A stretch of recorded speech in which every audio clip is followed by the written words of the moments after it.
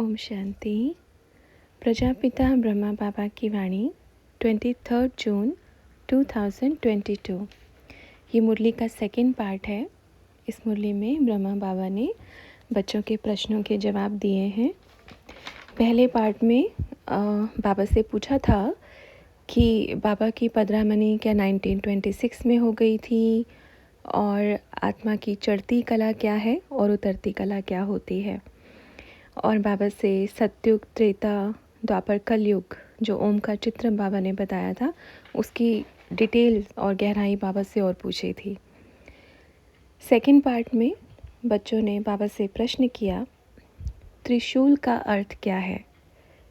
तो बाबा ने बताया, जैसे परमात्मा को क्या बोलते हैं, त्रिमूर्ति, त्रिलोकीनाथ, त्रिनेत्री, तो वो त्रिशूलधारी भी है, भाला, भला और भोला। भाला, भला और भोला ये तीनों देवताओं का प्रतीक भी है। जब आप किसी को इससे मारेंगे तो ये बीच वाला ही चुभता है, ये साइड वाले नहीं चुभेंगे। ये बड़े सीधे साधे हैं, पर चुभता ये बीच वाला ही है। ये साइड में ब्रह्मा और विष्णु और बीच में शंकर जो बड़ा तेज़ी से चुभता है। चुभता मतलब जब विनाश होता है तो सीधा ये ही चुभता है, पर ये इन दोनों के बिना अकेला कुछ नहीं कर सकता है, क्योंकि जब पालना होती है, स्थापना होती है, तभी तो विनाश होता है। जब पतित सृष्टि भ्रष्ट बन जाती है, तभी तो इनका काम होता है। तो जब इन दोनों द्वारा कुछ नहीं होगा, सृष्टि ही नहीं बनेगी, पतित ही नहीं बनेगी, तो ये कैसे चुभेगा, किसका विनाश होगा। ये त्रिमूर्ति का संकेत है। और जो भी दिखाते हैं कि सबको ऐसे चुभा कर, सभी आत्माओं को इसमें डालकर सबको लेकर जाता है, फिर सबका डमरू बजता है। डमरू बजने में पता है क्या क्या होता है, सोचो तो। ये है ब्रह्मा, विष्णु और शंकर और अपना परमपिता शिव परमात्मा। इन तीनों के द्वारा ही ये कर्तव्य कराते हैं। हमेशा देखते हैं ना भक्ति मार्ग में भी कि शंकर के हाथ में त्रिशूल दिखाया है। अब शिव को तो दिखा नहीं सकते, वो तो बिंदु है, तो किसके हाथ में दिखाएंगे, शंकर के हाथ में दिखाएंगे।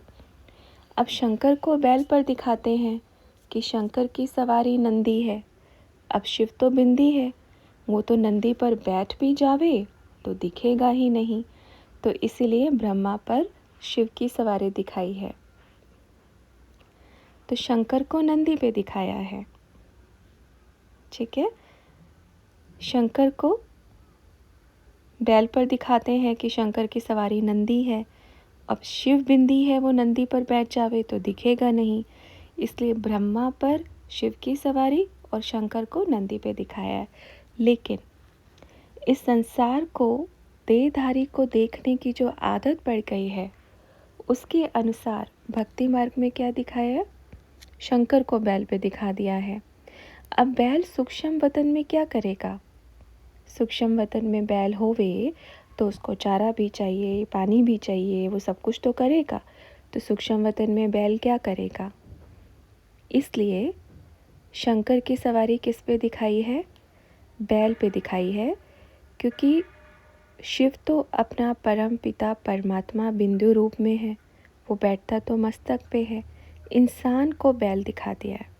अच्छा, ये इसका अर्थ है, ठीक है। बाबा से पूछा, बाबा बैल ही क्यों दिखाया है, इसके अतिरिक्त और कुछ क्यों नहीं।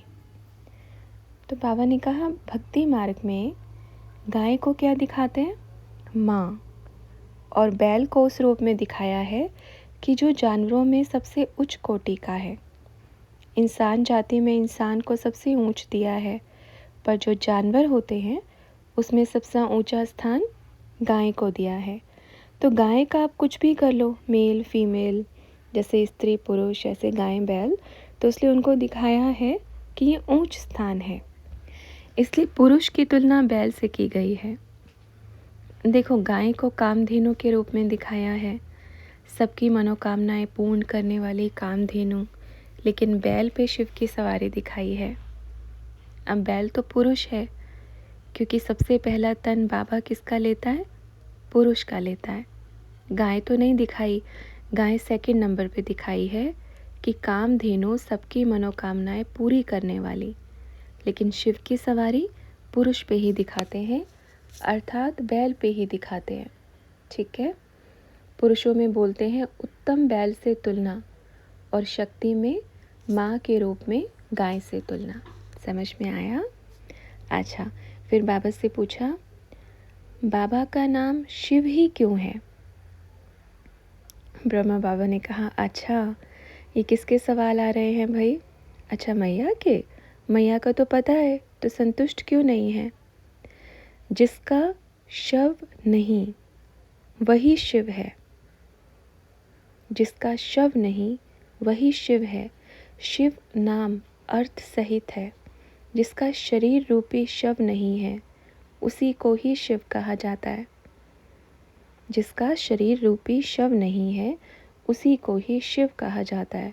इसका सही अर्थ ये है। ठीक है, क्योंकि मैया का विचार सागर मंथन चला होगा कि आप कुछ और भी तो नाम रख सकते थे, शिव ही क्यों? तो ये रहस्य है, क्योंकि जिनके शव हैं उनके नाम अनेक अलग अलग भी होंगे, लेकिन सदा शिव एक ही है। अपने अनुसार भले ही उनके कितने भी नाम रखो, पर जो असली नाम है ना, शव बिना शिव, वो एक ही है। इसलिए उनको क्या बोलते हैं? जन्म मरण से न्यारा, जन्म और मृत्यु के चक्कर से भी परे वही शिव परमात्मा है। ठीक है, अगला प्रश्न किया। कहते हैं गुरुवार के दिन पीला वस्त्र पीले फूल चढ़ाते हैं, इसका क्या रहस्य है? बाबा ने कहा, ये तो भक्ति मार्ग की एक कहानियाँ हैं। ये कोई द्वापर के पहले थोड़ी होता था, ये तो अभी 200 साल पहले भी नहीं होता था। और पीला वस्त्र तो अभी बोलते हैं कि भक्ति मार्ग की निशानी है, पीला पहनते हैं। इसका कोई जेन्युइन रीज़न अर्थात वास्तविक कारण नहीं है कि ये आवश्यक ही हो कि शिव पे पीला ही चढ़ता है। ये तो बोलते हैं। अगर किसी को अपना कुछ दुकान चलाना हो तो बोल दो कि शिव जो है ना, गुरुवार को पीला ही वस्त्र पहनते हैं, तो दुकान चल जाएगी। पीला ही फूल चढ़ेगा तो भी दुकान चल जाएगी। तो ऐसे भक्ति मार्ग में जो भी पंडित पुजारी जो भी रहे हैं ना, अगर किसी ने आकर के बोला कि धंधा कैसे चलेगा, भाई बोलो भगवान पे ये चीज़ चढ़ेगी, धंधा चालू हो जाएगा। क्योंकि भगवान के नाम पे तो आज बड़े धंधे चल रहे हैं। ठीक है,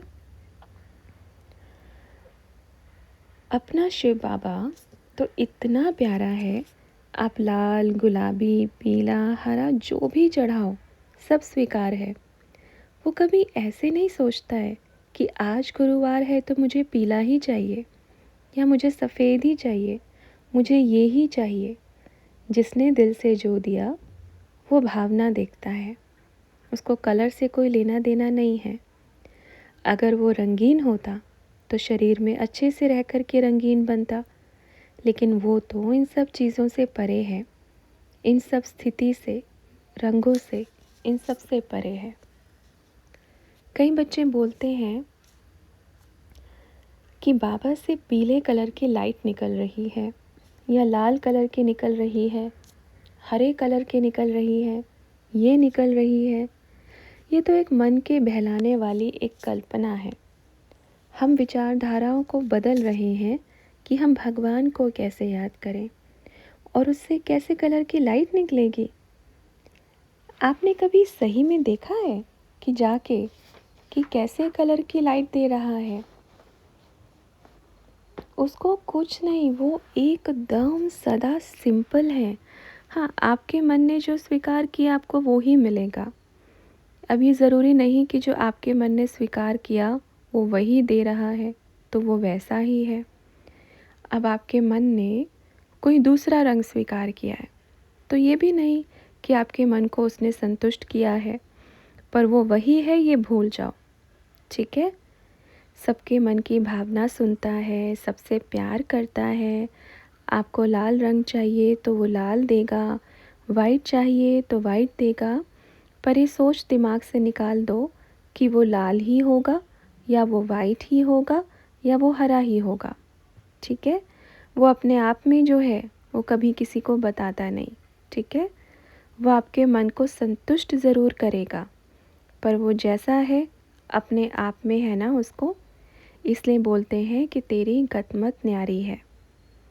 तो बच्चों ने कहा, पर आपको तो बताते होंगे ना बाबा। बाबा ने कहा, देखो बच्चे, अगर अपन को भी बता देवें तो सारी चाबी मेरे पास आ जावे। विचार करो, सोचो। मास्टर ज़रूर बन सकते हैं पर सागर नहीं बन सकते। अपन को जितना देता है उतना आपके पास आके देते हैं।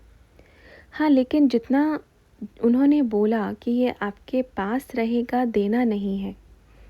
तो बाबा आपकी आज्ञा सर आँखों पर, क्योंकि अपन अपने बाबा का आज्ञाकारी पुत्र हूँ, है ना। तो आप सबको भी क्या बनना है? आज्ञाकारी पुत्र। पिता का प्रेम आज्ञाकारी पुत्र पे ज़्यादा होता है, जो पिता की हर आज्ञा का पालन करे। तो सबको यही कहेंगे बच्चे, अपना प्यारा बाबा बड़ा मीठा है, बाप के जैसा बनो। ठीक है बच्चों, समझ में आया? अच्छा। एक भाई ने कहा कि बाबा उधर आते हैं, इधर बहनें इतना अच्छी संदेशी हैं, तो उनमें बाबा क्यों नहीं आते? ब्रह्मा बाबा ने कहा, उनको कहो अब दीदी को बोलो ना, बुला लेवें, मना थोड़ी करेगा। बुलाओ तो सही, पर इतना पुरुषार्थ भी चाहिए, ठीक है। कई बच्चे बोलते हैं एक्टिंग करती है, मिमिक्री करती है, तो बाबा उन सबको बोल रहे हैं, बच्चे आपको क्या हुआ, आप भी करके देखो, जब आपको मालूम है कि अब ये कर रही है। आप सोचो, किसी ने दुकान खोली, उसको देख कर के दूसरे ने खोल ली, उसके अंदर हिम्मत थी तो खोल ली ना। अब आपको लगता है मिमिक्री कर रही है, तो आपको क्या प्रॉब्लम है? आप भी करो, करके देखो कि कितना समय कर सकते हैं। किसी को रोका थोड़ी गया है। हर कोई तरह तरह की आवाज़ निकालते हैं।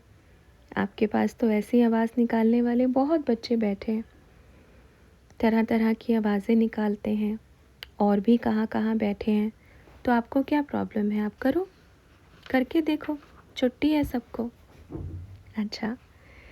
बच्चों ने कहा, बाबा अभी शांतिवन में 1 लाख लोगों के बैठने का हॉल बन रहा है, तो वहाँ 1 लाख लोग कैसे आएंगे? बाप तो वहाँ जाता नहीं। तो बाबा ने कहा, आपका अपने मन में प्रश्न है, कैसे आएंगे कैसे नहीं आएंगे, इस पे विचार ही नहीं करो। जब आना होगा आएंगे, नहीं आना होगा तो भी ड्रामा, ये सोचो ही नहीं।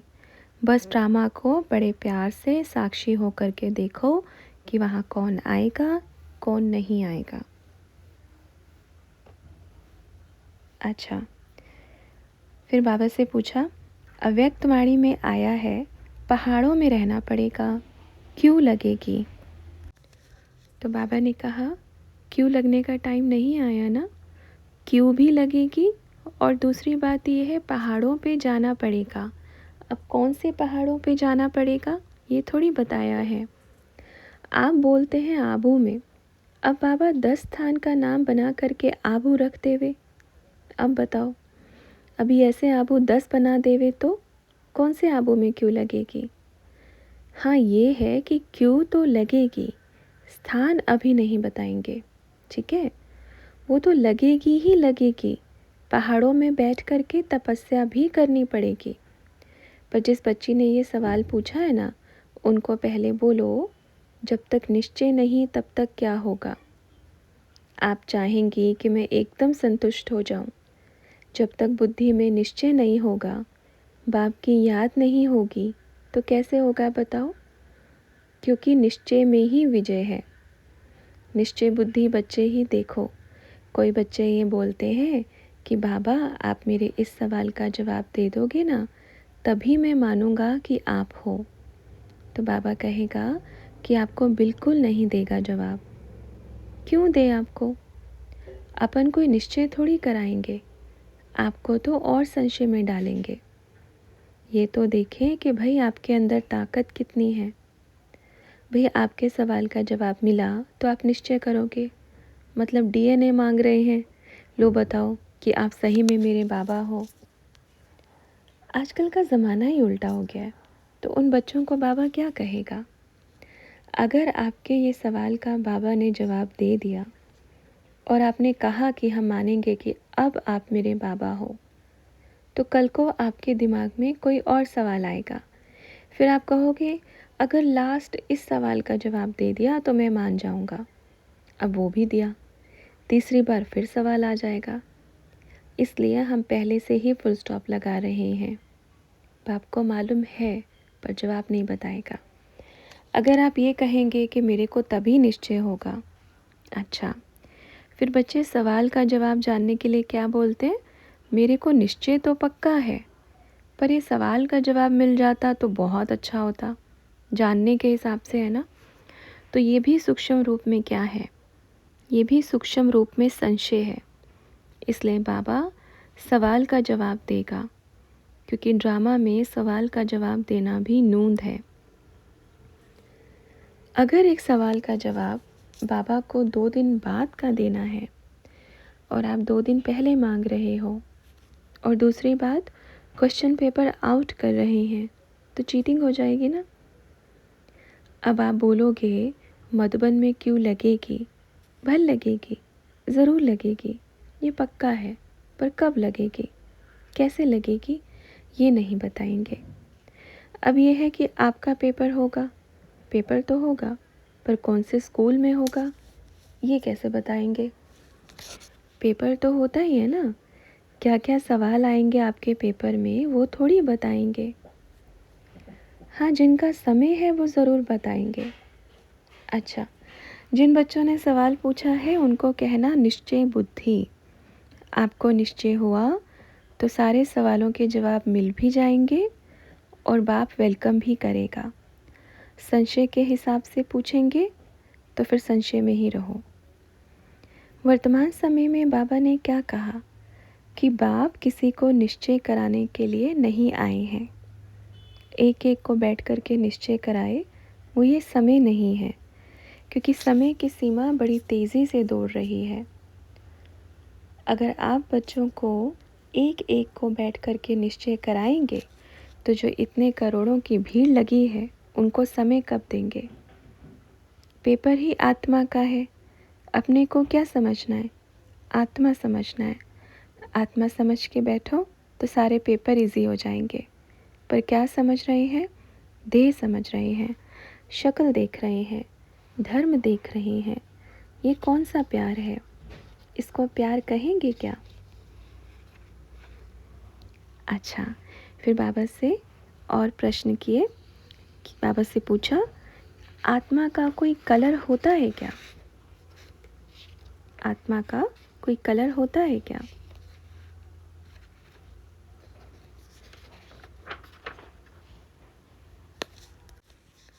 बाबा ने कहा आत्मा का क्या कलर होगा? देखो, जैसे ये लाइट है, उसकी बत्ती तो दिख रही है जहाँ से वो आ रही है, पर ये लाइट थोड़ी दिख रही है। समझ में आ रहा है? आपको इसकी रोशनी दिख रही है कि हाँ, आप रोशनी में हो। जैसे कभी हवा दिखती है क्या? हवा का क्या रूप है? हवा का कुछ रूप है खुशबू का। आपको गुलाब में से खुशबू आएगी, पर वो कौन से कलर की है? आपको हवा लगेगी, पर हवा कौन से कलर की है पता पड़ेगा क्या?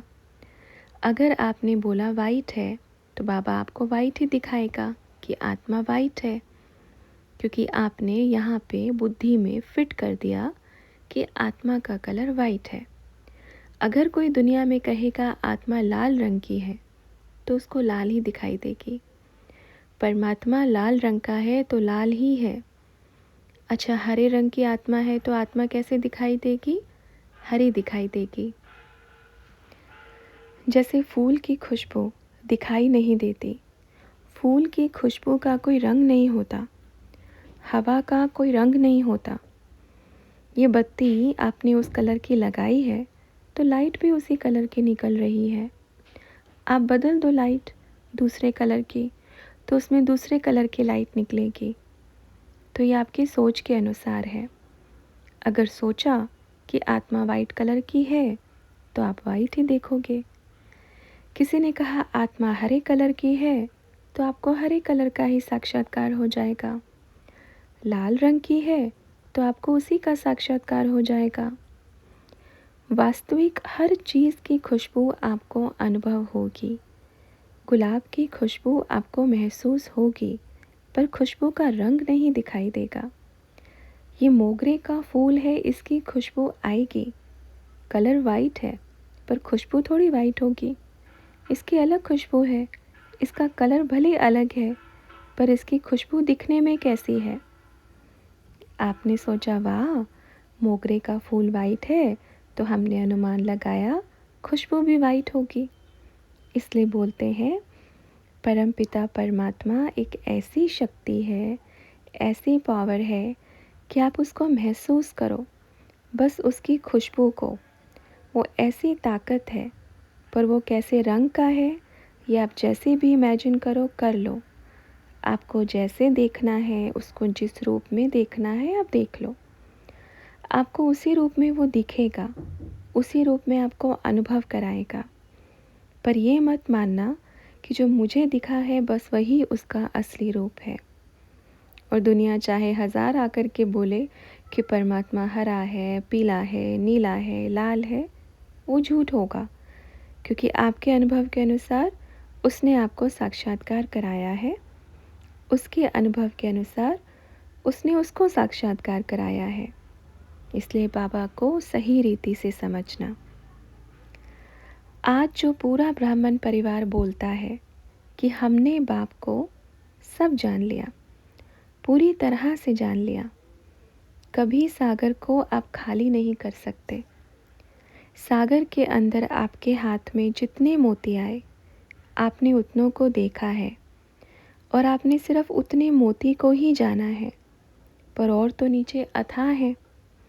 इतने अथाह हैं कि आप कितना भी लो आपको कम पड़ जाएंगे।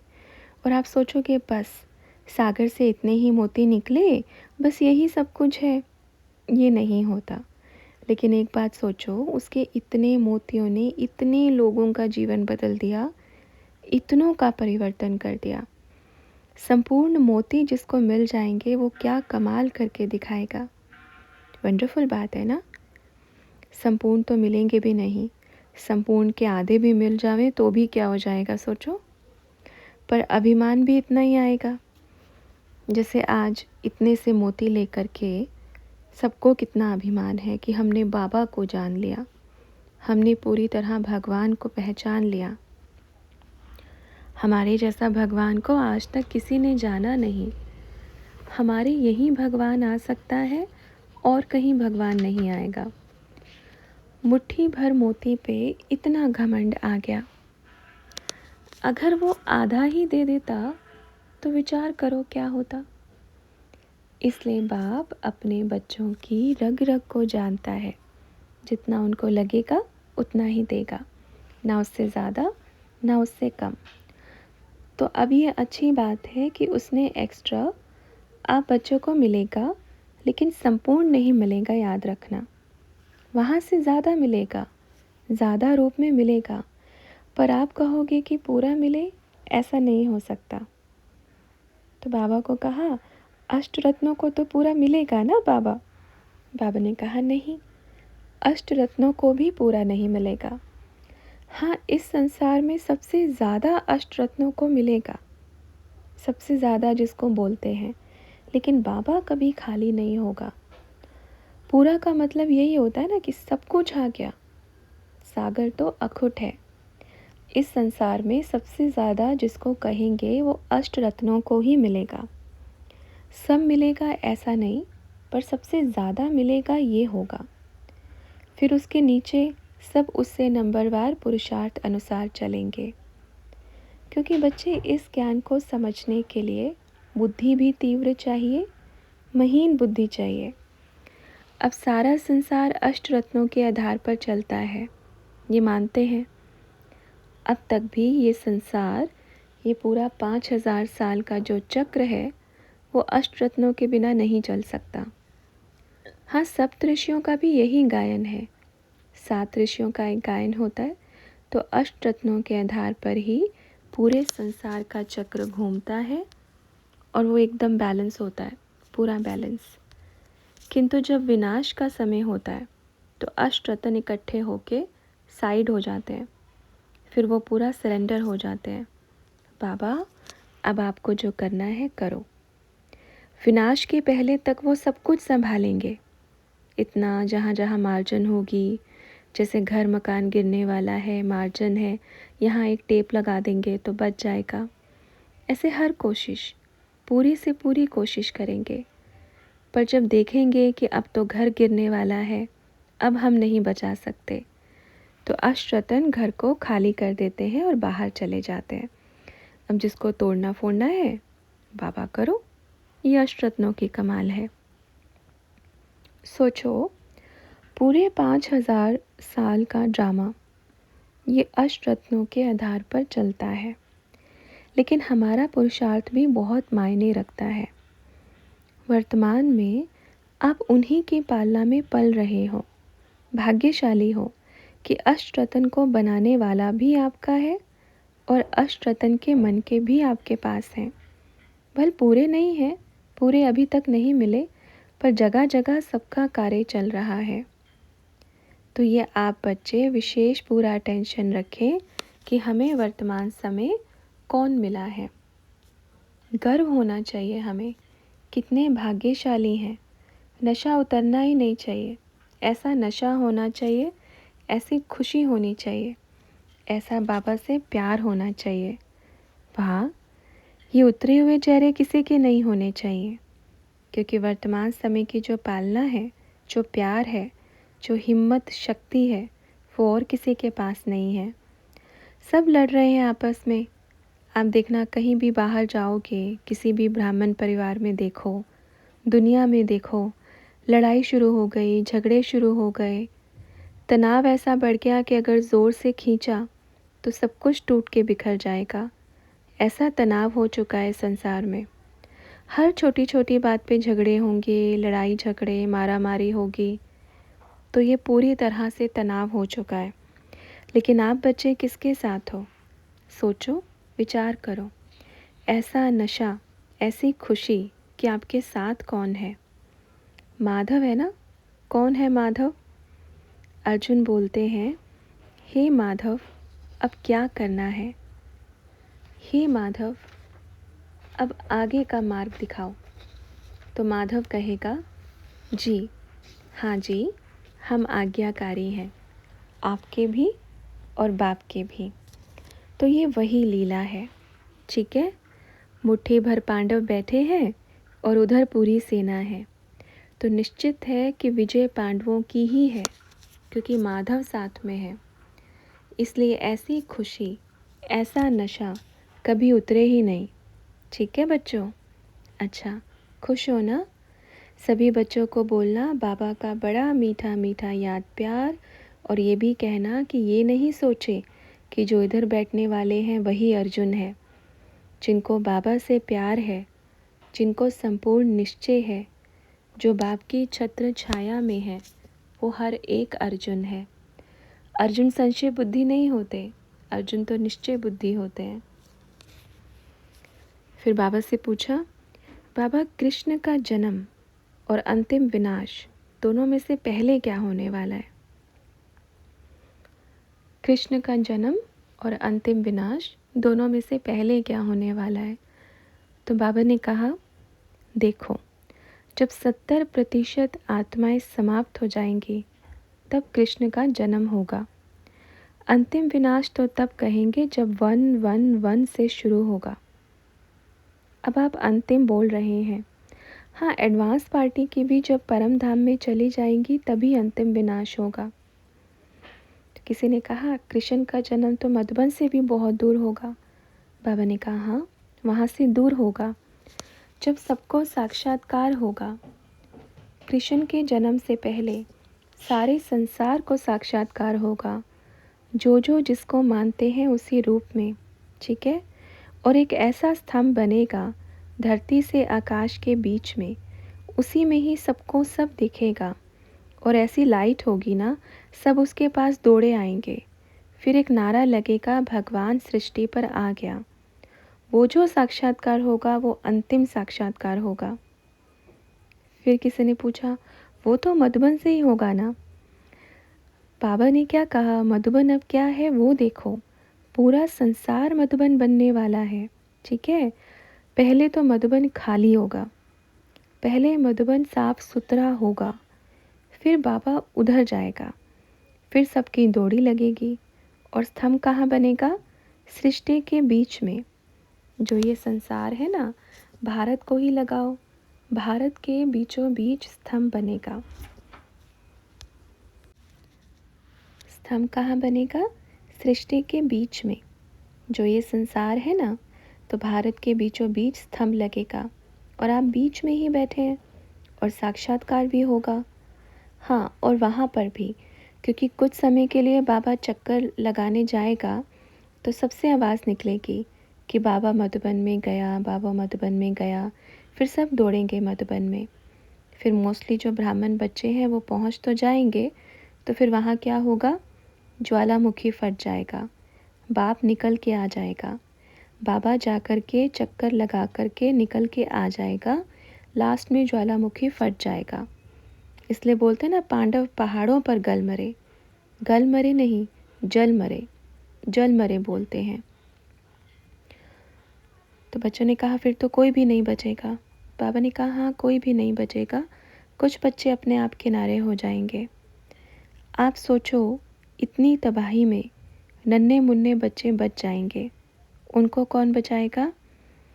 बिल्ली के पूंगरे बोलते हैं ना, कि जब भट्टी में आग लगी, मतलब ज्वालामुखी फट रहे थे, तो उसमें बिल्ली के पुंगरे बच गए। वो पुंगरे कौन है, आप बच्चे। हाँ, भले ही कहीं कहीं गए हुए होंगे, फिर थोड़े समय के बाद सब तैरते हुए अपने एक स्थान पे आ जाएंगे।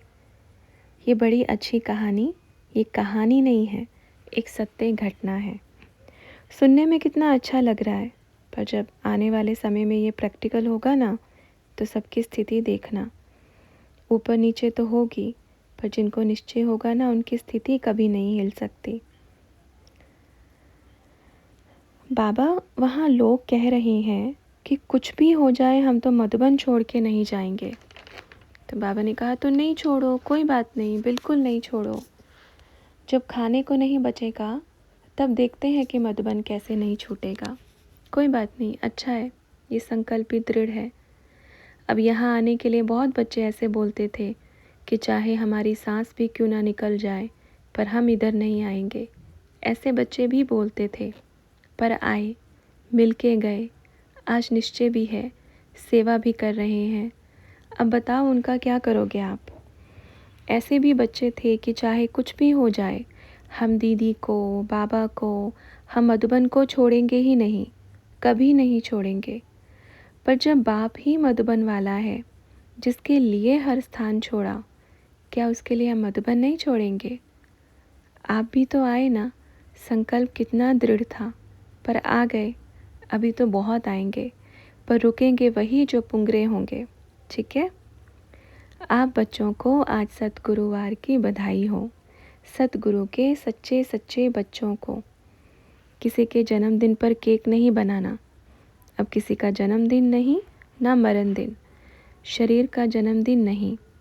हाँ, अगर करना है तो भल थोड़ा मीठा बना करके भोग लगाओ कि हाँ, हमारा जो जन्म हुआ है वो ईश्वरीय कार्य के लिए हुआ है। आज मैं ब्रह्मा भोजन स्वीकार कर रही हूँ। दुनियादारी का ये केक बनाना, पार्टी करना, ये करना, वो बिल्कुल नहीं करना है अभी। भोजन बनाओ, कुछ भी मीठा बनाओ, भल बाबा को भोग लगाओ, पर ये जो दुनिया का सब फॉरेन वाला विदेशी कल्चर आ गया, ये नहीं करना।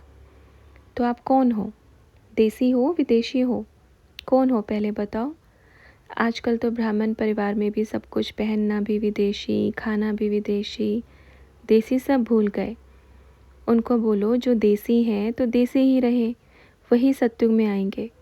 विदेशी का मतलब ये नहीं होता। जैसे वहाँ जो बच्चे रहते हैं, जो बाबा के बनते हैं, वो बच्चे देसी खान पान अपनाते हैं। जो विदेश में रहते हैं वो आपके भारत का कपड़ा, कल्चर, पूरा ड्रेस, खाना पीना सब इस देश का अपना रहे हैं, क्योंकि उनको मालूम है कि मुझे सत्युग में आना है, इस देश में आना है। और इस देश वाले बच्चे विदेश से जूते, चप्पल, कपड़ा, क्रीम, पाउडर मंगवा रहे हैं। ये कोई बुद्धि है, समझ है?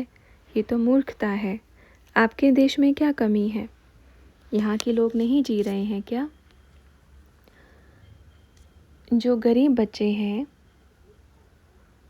जिनके पास विदेश से लाने की व्यवस्था नहीं है, वो भी तो जी रहे होंगे ना। वो भी तो खा रहे हैं, वो मर थोड़ी गए हैं। और ही आपसे ज़्यादा जीते हैं, आपसे ज़्यादा स्वस्थ हैं। तो ये जो विदेश का जो भूत सवार चढ़ा है ना, ये उतार देना, नहीं तो फिर क्या होगा? जब उधर युद्ध छिड़ेगा तो ना इधर के रहेंगे ना उधर के रहेंगे, बीच में ही लटक जाएंगे। होगा ना ऐसे?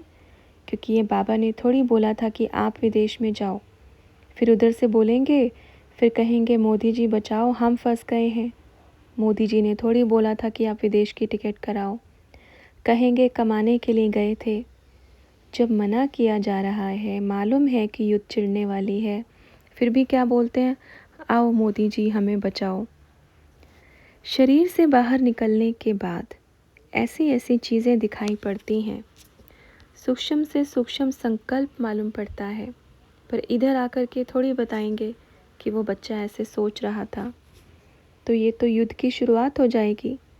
अच्छी से अच्छी चीज़ें भी दिखती, वर्णन करेंगे तो भी बच्चों को मालूम पड़ेगा, अच्छा बाबा सिर्फ उन्हीं को ही देखता है, मुझे देखता ही नहीं है। तो बच्चे कितना परिवर्तन कर रहे हैं, ये भी उन बच्चों के ऊपर भी बाप की दृष्टि है। कितना व्यर्थ में जा रहे हैं वो भी बाप देखते हैं, कितना अच्छी दिशा में जा रहे हैं वो भी बाप देखते हैं।